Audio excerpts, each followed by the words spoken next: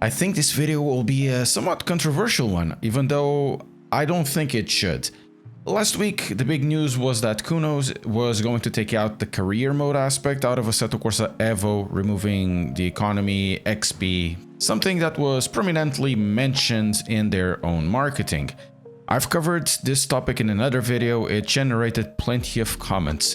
Between that and the reactions I've seen elsewhere, I have thoughts about this topic, but before going there, I'm trying to get 100,000 subscribers. We're really close. Hopefully it is this year. If you could press that like and subscribe button, that would be great. Thank you all. Okay, the reactions I have seen regards to this are generally in two camps. The first camp is I bought the game because of the promised career mode structure, and EVO is a simulator. We don't want to farm unlocks for cars. There's a bit of nuance in each side. Every side is wider, but generally those are the two main camps of the argument. As with any project, for those of you like me that worked in a corporate environment would know, scope creep is a thing, like it is having too much scope to be delivered in a short amount of time, at least compared to the scope. From Kunos' perspective, I understand why the decision was made. EVO is becoming this big behemoth of a title with cutting-edge everything, if you are to believe the market. You have cutting-edge graphics, cutting-edge handling, cutting-edge online, car selection, models, track list, features, huge scope, small time to develop it. There's no time in the world, and there's also pasta to be cooked. The game is already pushed back, and one of the main selling points, the free roam, is already late.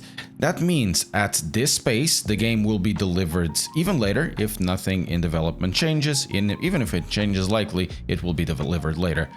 Well, something has changed. It was the career mode. It is something that nobody seems that in sim racing knows how to build or have the know-how or care how to do it. Racevic continues to be as relevant as always. Game development is not a sim development, and in sim racing this is more true than anywhere else in the industry. Now, the original vision becomes something to be sold back in 2024-2025. That left a lot of buyers upset because that vision is not going to be complete or delivered at all. The reason why they bought the game in the first place, and more so now a year later, where they can't even return the game when the game changed the scope.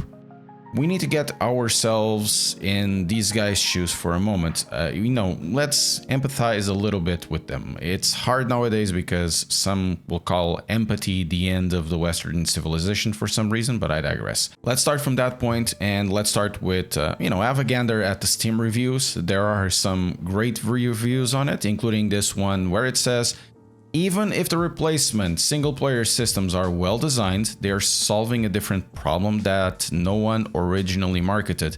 The value proposition that justified my purchase no longer exists in the form that was communicated during early access. This is definitely wonderfully written and goes to the core of it. It is effectively category-changing, game-changing even, cringe if you want, but it's true, and you know it's true. From the perspective of these users, they bought something. The direction then suddenly changed, and what they bought the game for, as stated on the tin, doesn't exist anymore. I cannot be surprised, and you shouldn't be really, if so many of these buyers feel that this was a rug pull or a bait and switch, even if the intention of Kunos isn't that, but merely to narrow the scope to be somewhat manageable.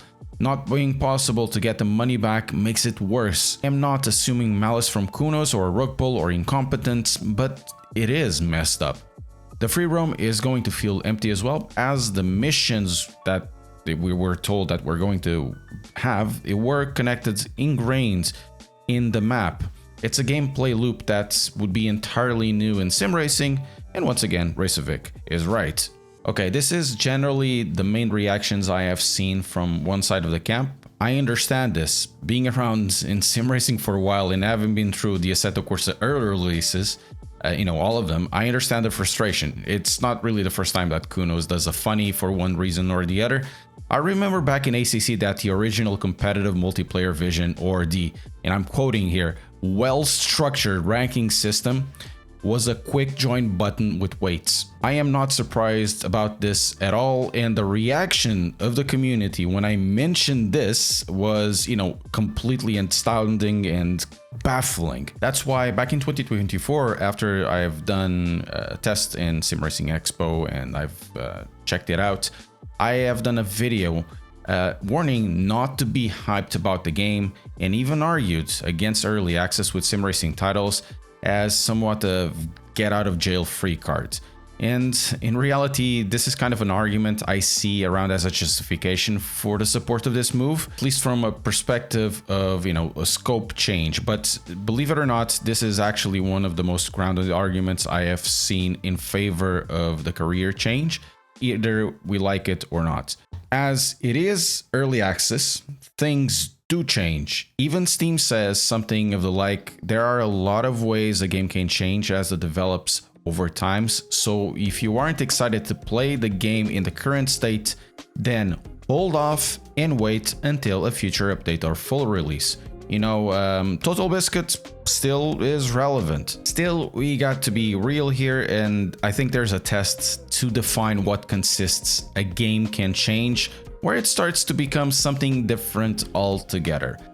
Things may actually effectively change at Kunos, and the original vision may not be possible to be delivered for many reasons. Keeping the same route could very well deliver a really subpar gameplay loop to the career mode, and because of the time invested in that feature, deliver other subpar experiences in other central areas of the game not related to career mode at all.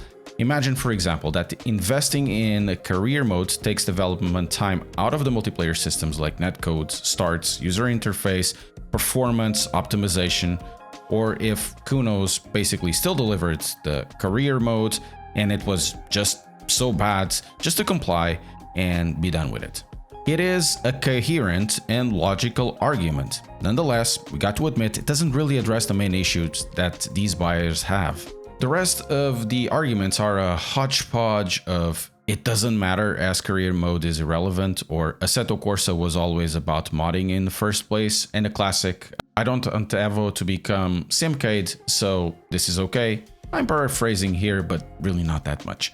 The first one would be true if the latest Steam reviews didn't seem like the Pillars of Freedom cape from Helldivers 2. You may argue that review bombing is bad and poor developers and all of that, but really that's really the only power that these disgruntled buyers have at this point, because most of them can't even return the game.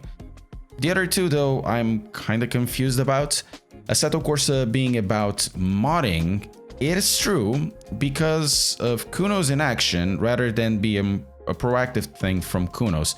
It happens because of coincidence, accident, a lot of work done from mod developers, and Kunos literally getting out of Assetto Corsa. Assetto Corsa is a sim with a modding as a feature. It was never about modding when Kunos was developing it.